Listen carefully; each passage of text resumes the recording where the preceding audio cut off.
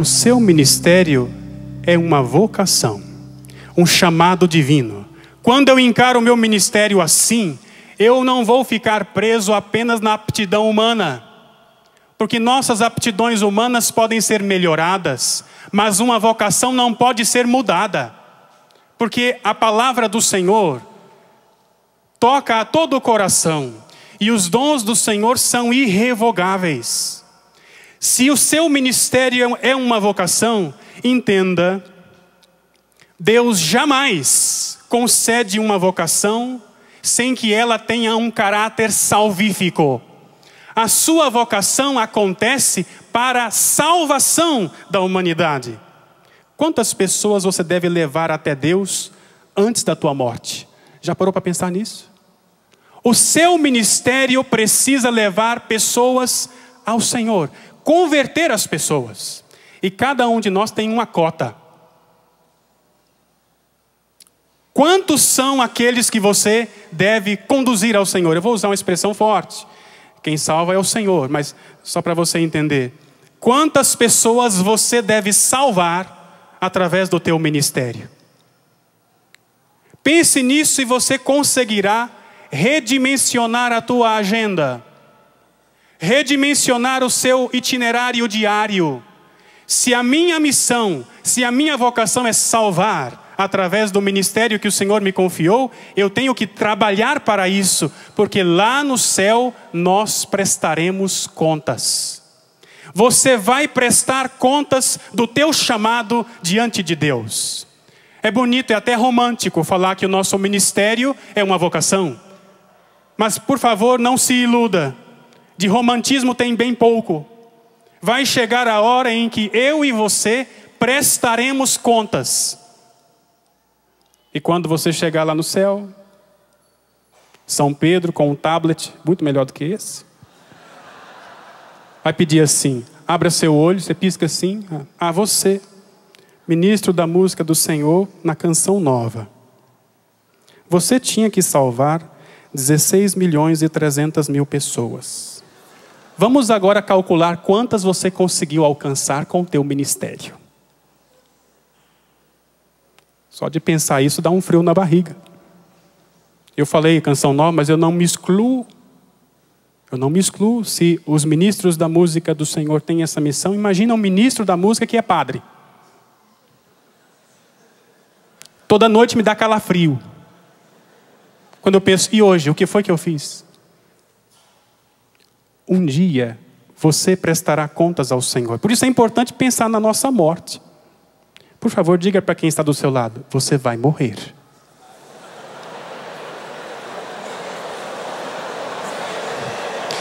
E quando...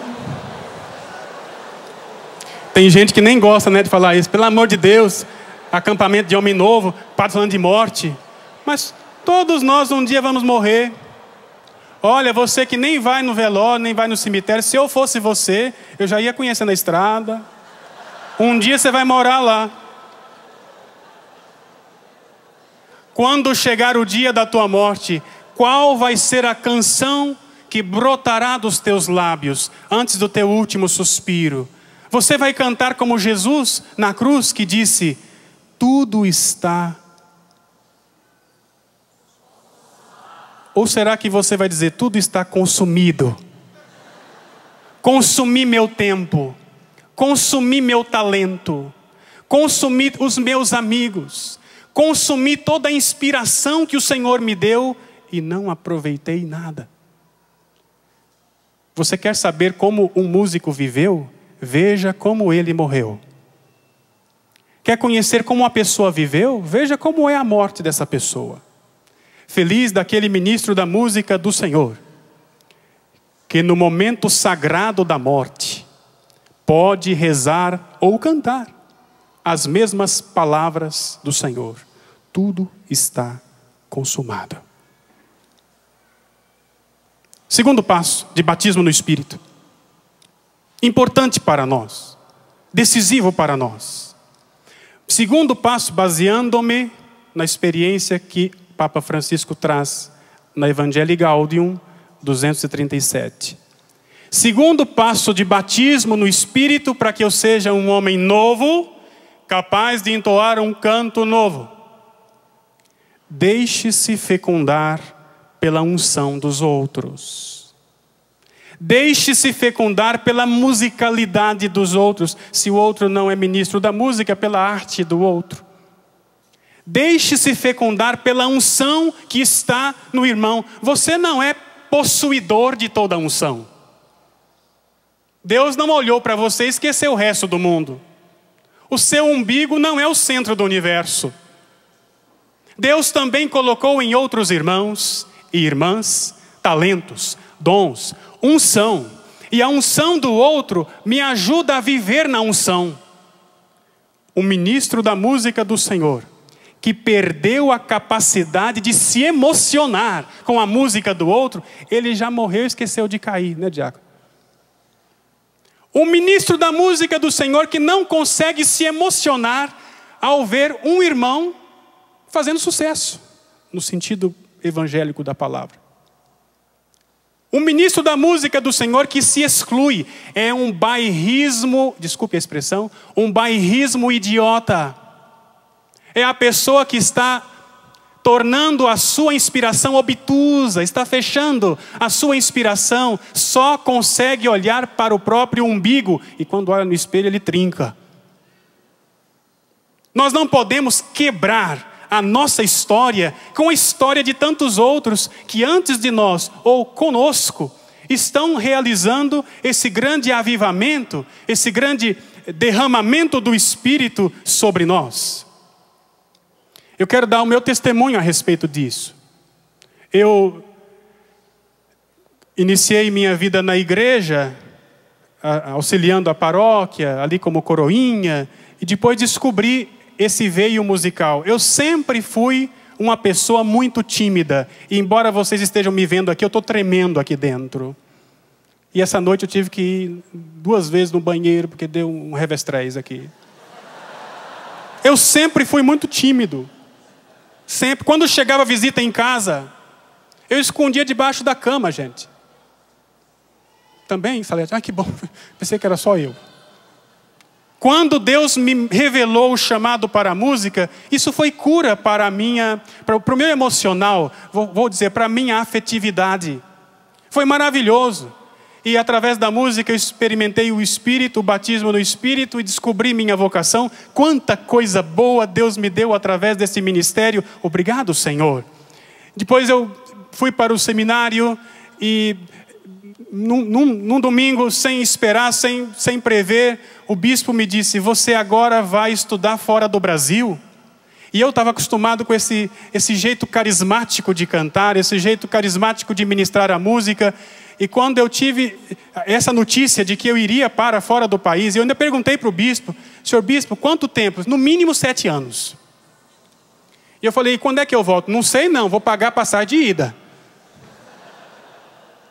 E eu falei, como é que eu vou fazer? Gente, naquele tempo não existia santogoogle.com, não existia YouTube.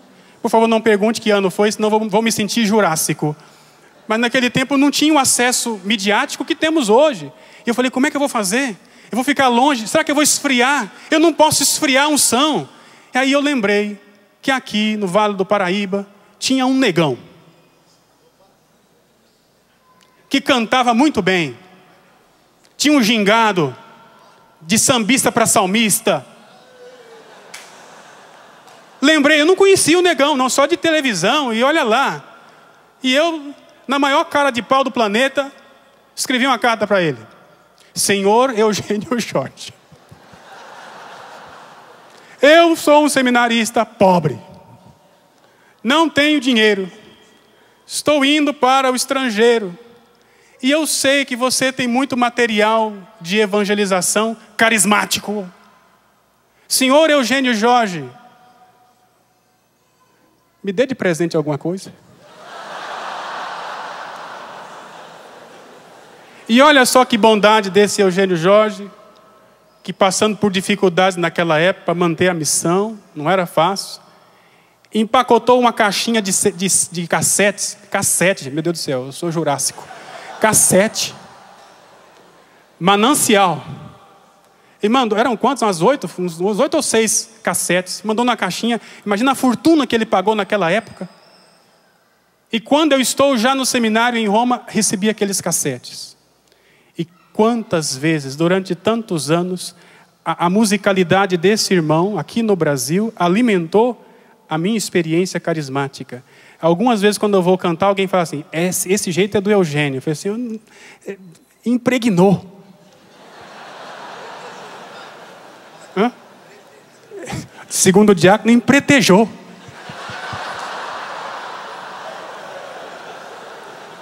Com o exemplo dele, eu hoje consigo me emocionar com outros irmãos no ministério.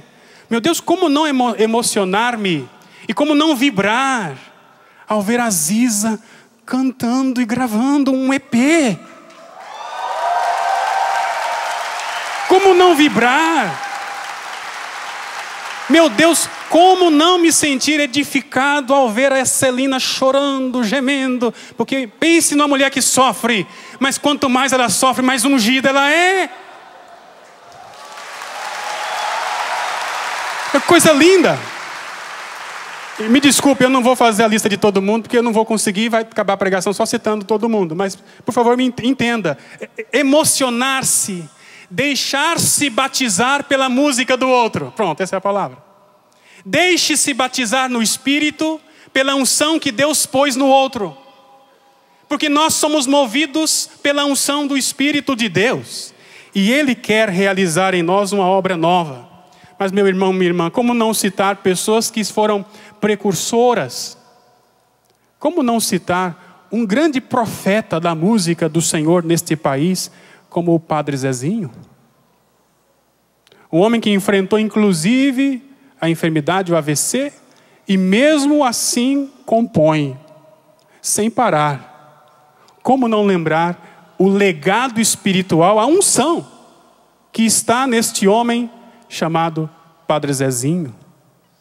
E como não lembrar um outro grande profeta que marcou a história da igreja no Brasil e no mundo? Monsenhor Jonas Abib.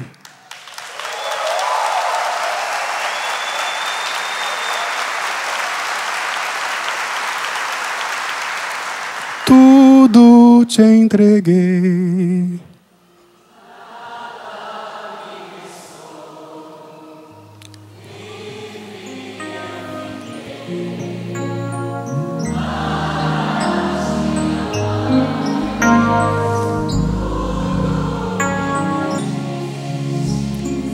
Nada eu te neguei. Hoje sou feliz assim.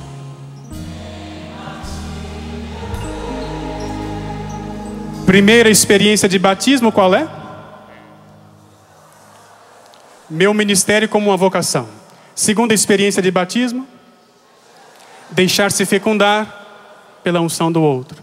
Uma terceira experiência de batismo no Espírito, decidir-se pela conversão. Uma das maiores tentações do inimigo no nosso ministério é fazer assim: emocione-se, alegre-se com o outro, queira converter, mas comece segunda-feira. Deixe para segunda-feira. Participe do acampamento. Escuta a palavra. Tem gente que vem nos encontros, chora tanto que a gente fica com medo da pessoa morrer desidratada. A gente olha para a pessoa e fala, esse aqui agora vai. E lá no fundinho do coração, aquela voz diabólica que diz assim, segunda-feira você começa. Não, na próxima reunião do ministério, você vai colocar em prática. Não, você primeiro tem que conversar com o pároco. Depois que você conversar com o pároco, aí sim, coloque em prática. Não, primeiro você tem que lavar a roupa suja com o seu coordenador. Lave essa roupa suja com ele, e aí sim, comece a viver o que você aprendeu aqui. Não adie a sua conversão pessoal.